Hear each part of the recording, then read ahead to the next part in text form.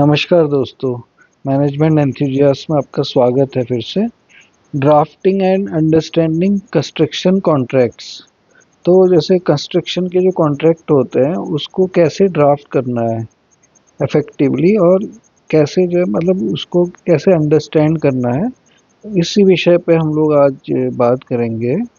और इसमें ये मतलब ध्यान रखने की चीज़ है कि आपको ये मतलब समझना होगा कि एक अच्छा कॉन्ट्रैक्ट जो होता है वो उसमें क्या क्या क्लॉजेस होती हैं, और ये अंडरस्टैंड करना होगा कि कैसे इसको ड्राफ्ट करते हैं और इंटरप्रेट करते हैं कंस्ट्रक्शन कॉन्ट्रैक्ट्स की क्लॉजेस को। ठीक है, तो अब हम इसमें क्या क्या चीज़ों पर बात करेंगे। एक तो की क्लॉजेस क्या क्या रहनी चाहिए एवरी कंस्ट्रक्शन कॉन्ट्रैक्ट में। दूसरी बात कि performance guarantee, bonds and insurance, इनके बारे में कि कंस्ट्रक्शन कॉन्ट्रैक्ट्स में इनका क्या प्रोविज़न होता है और इनका क्या रोल है। तीसरा है sub contracting provisions and their implications, मतलब सब कॉन्ट्रैक्टिंग कई बार कॉन्ट्रैक्टर्स करते हैं तो उनके क्या क्या प्रोविजंस जनरली होने चाहिए या होते हैं। And how to review and analyse sample contracts effectively. ठीक है, तो आइए चलते हैं आगे। पहली बात तो यह है कि एसेंशियल क्लॉजेस क्या होंगी कॉन्ट्रैक्ट में। पहला होता है scope of work. Clearly defined scope of work होना चाहिए। अगर वेग स्कोप है तो क्या होगा, उसमें डिस्प्यूट्स को आगे जो है उसमें मतलब डिस्प्यूट्स होने के चांसेस रहते हैं। तो इसमें आप technical specifications, drawings, project milestones को इंक्लूड कीजिए। उसके सारे डिटेल्स को इंक्लूड किया जाना चाहिए। उसके अलावा the it should align with the BOQ and project timeline. ठीक है, ये स्पेसिफिकेशंस है, ड्राइंग्स हैं, वो जो है बीओक्यू एंड प्रोजेक्ट टाइमलाइन से अलाइन होनी चाहिए, यानी कि इनमें कहीं एम्बिग्विटी है, कोई कन्फ्यूजन है। उसके बाद बिल ऑफ क्वांटिटी दूसरी चीज़ है जो कि अच्छे कंस्ट्रक्शन कॉन्ट्रैक्ट्स में, अच्छे के सभी में इंक्लूडेड होती है। इसमें detailed list of material, labour and cost. It is crucial for pricing process, progress payment and evaluating variations. ठीक है, तीसरा है क्लियरली डिफाइन होना चाहिए कि उसमें जो है कॉन्ट्रैक्ट कितने ड्यूरेशन का रहेगा और प्रोजेक्ट माइलस्टोन्स क्या क्या होंगे। तो इसमें क्या होगा, एक तो start and completion dates, right, कि कब स्टार्ट होगा कॉन्ट्रैक्ट, कब जो है कंप्लीट होगा, और उसके बाद क्या क्या माइलस्टोन होंगे, और allowable delays and conditions for time extension. तो पहले ही डिफाइन होंगी तो आपका कोई भी कंफ्यूजन इसमें नहीं होगा। Then LD liquidity damages. तो लिक्विडिटी डैमेजेस होते हैं अगर मान लीजिए कॉन्ट्रैक्टर जो है वो टाइमली मतलब काम को पूरा नहीं कर रहा है या माइलस्टोन में डिले कर रहा है, तो उसकी वजह से जो भी मतलब लॉसेस हो रहे हैं क्लाइंट को, या क्लाइंट जो सफ़र कर रहा है उसकी वजह से, उसके लिए क्लाइंट जो है कुछ अमाउंट डिडक्ट करता है कॉन्ट्रैक्टर के रनिंग बिल्स से। ठीक है, तो ये जो है मतलब इसमें एक तो it must be A genuine pre estimate of loss, मतलब ऐसा नहीं कि आप कुछ भी लिक्विडिटी डैमेजेस के नाम पे कुछ भी डिडक्ट कर लो पेनल्टी। उसका एक जेन्यून प्री एस्टिमेट होना चाहिए लॉस का, और वही आपको डिडक्ट करना चाहिए। दूसरा, enforceable only if delay clear, if it's clearly stated in the contract. अगर उसमें स्टेटेड नहीं है कॉन्ट्रैक्ट में तो आप इसको इन्फोर्स ना करें।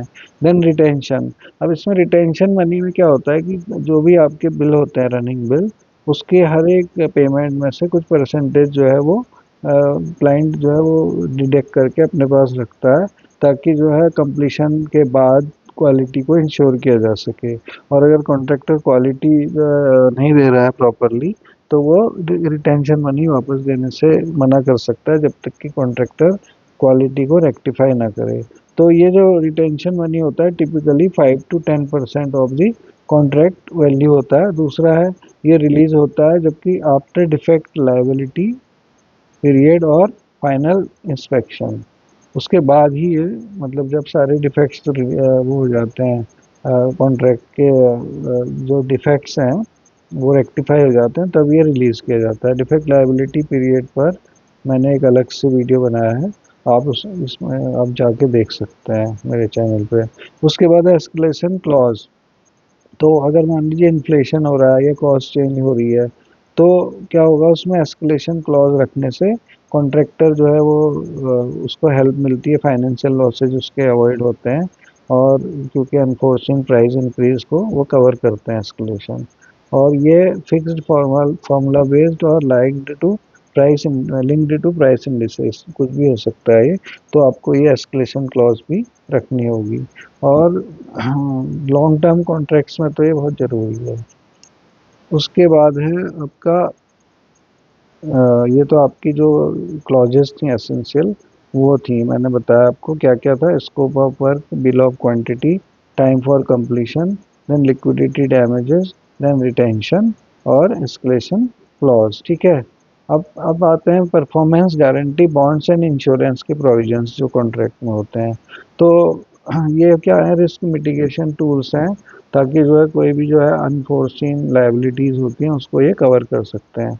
तो परफॉर्मेंस बॉन्ड्स क्या होते हैं, ये गारंटी देते हैं कि जो कॉन्ट्रैक्टर है, contractor will complete the work according to contract terms. अगर वो फेल करता है, कॉन्ट्रैक्टर ने काम ले लिया उसके बाद वो काम नहीं कर रहा है, तो क्लाइंट कैन क्लेम कंपनसेशन। और ये 5 to 10% ऑफ कॉन्ट्रैक्ट वैल्यू होती है परफॉर्मेंस गारंटी। ये बैंक गारंटी या एफडीआर के रूप में ली जाती है, और ये स्टार्टिंग में ही कॉन्ट्रैक्टर से जमा करवाई जाती है वर्क स्टार्ट होने के पहले। इसके ये this is issued by banks और इंश्योरेंस कंपनीज, राइट। उसके बाद है एडवांस एडवांस पेमेंट बॉन्ड्स। क्या होते हैं, ये प्रोटेक्ट करते हैं clients advance payment in case the contractor defaults early. उसके अलावा इंश्योरेंस रिक्वायरमेंट्स होती हैं कुछ, क्योंकि कॉन्ट्रैक्टर को कुछ इंश्योरेंस करनी होती है।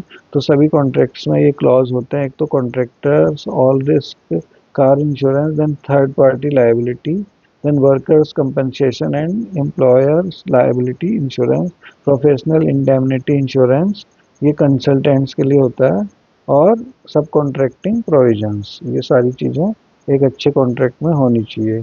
Most large scale projects involve सब कॉन्ट्रैक्टर्स।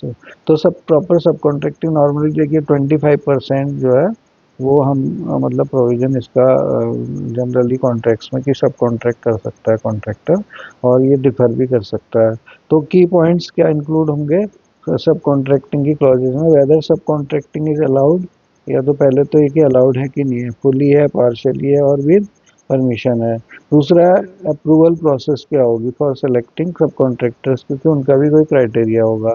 उसके अलावा main contractors responsibility for sub contractor performance, और flow down of contract obligations, ensuring sub contractors comply with main contract terms. ठीक है। नॉर्मली क्या होता है, the main contractor is usually fully liable for delays और defects caused by sub contractors. तो इससे क्या होगा कि जो कॉन्ट्रैक्ट है वो उसका जो रिस्क है वो कॉन्ट्रैक्टर के ऊपर आ रहा है अगर वो काम नहीं होता है तो। तो अब ये इस बारे में बात करते हैं कि how to review sample construction construction contracts. तो इसमें आपके पास कोई कॉन्ट्रैक्ट आया, उसको आपको रिव्यू कैसे करना है। एक तो रीड क्लॉज बाय क्लॉज। ठीक है।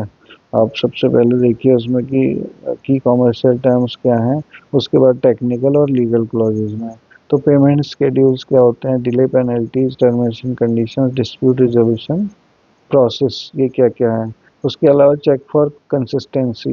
अब इंश्योर कंसिस्टेंसी मतलब ये ऐसा ना हो कि BOQ scope, BOQ drawings, specifications, इनमें समय अलग अलग बातें लिखी हैं, ये सारे जो है कंसिस्टेंट होने चाहिए, और इनमें कहीं कोई कन्फ्यूजन नहीं होना चाहिए, एक दूसरे को सपोर्ट करने चाहिए, क्योंकि inconsistencies can lead to disputes later on. Then understanding governing law, right. International contracts में भी सब्जेक्ट टू फॉरेन लॉज। तो आपको ये समझना होगा कि ज्यूरिसडिक्शन क्लॉजेस क्या होंगी, और आर्बिट्रेशन वर्सेस लिटिगेशन ऑप्शंस क्या होंगे, लोकल लीगल कंप्लाइंसेस क्या क्या होती हैं, ये सारी जो है प्रोविजंस आपके कॉन्ट्रैक्ट में रहनी चाहिए। Highlight red flags. ठीक है। इसमें ये देखिए, आपने अगर कोई कॉन्ट्रैक्ट स्टडी करें ड्राफ्ट कॉन्ट्रैक्ट, तो उसमें देख लीजिए कि अनलिमिटेड लायबिलिटीज तो नहीं है, clear escalation unclear escalation procedures तो नहीं है, वन साइडेड टर्मिनेशन क्लॉजेस तो नहीं है, और ऑनरस इंश्योरेंस और गारंटी रिक्वायरमेंट्स तो इसमें नहीं है। तो ये सारी चीज़ें हैं, तो आपको इनको रेक्टिफाई करना होगा। सो हम ये कंक्लूड कर सकते हैं कि our construction contract is not just legal paperwork, it's a vital management tool that governs cost, quality, time and risk। तो आपको अगर मतलब कि ये जानना है कि मतलब ये जानने से कि कैसे कॉन्ट्रैक्ट को ड्राफ्ट करना है और इंटरप्रेट करना है कॉन्ट्रैक्ट क्लॉजेस को, उससे क्या और गारंटीज, इंश्योरेंसेस को मैनेज कैसे करना है, सब कॉन्ट्रैक्टिंग अरेंजमेंट्स को कैसे हैंडल करना है, इससे क्या होगा आपका जो प्रोजेक्ट है वो प्रोटेक्ट होगा। और हाँ, मतलब उसमें जो कॉस्ट आपकी अननेसेसरी इनकर होती हैं उससे आप बच जाएंगे। ठीक है। So whether you are reviewing a FIDIC red book और locally developed contract, clarity, completeness and compliance should be your guiding principles। मतलब FIDIC रेड बुक जो है ये स्टैंडर्ड कॉन्ट्रैक्ट के की बुक है, और इसके बारे में इसके बहुत सारी क्लॉजेज जो हैं या जो इसके जो प्रोविजंस हैं उनके मैंने कुछ वीडियोस मतलब अपने ब्लॉग में उनको लिखा है। और आप मेरा जो ब्लॉग है, ये ब्लॉग है managemententhhusiast.com, इसमें जा कर के इनके बारे में आप ज़्यादा जानकारी ले सकते हैं। और आप अगर चाहेंगे तो मैं इसमें वीडियो भी बना दूंगा, आप प्लीज़ कमेंट बॉक्स में ज़रूर इसको मेंशन कीजिएगा। और दोस्तों तो आज के लिए इतना ही काफ़ी है, और फिर अब अगले वीडियो में अगले टॉपिक के साथ मिलेंगे। नमस्कार।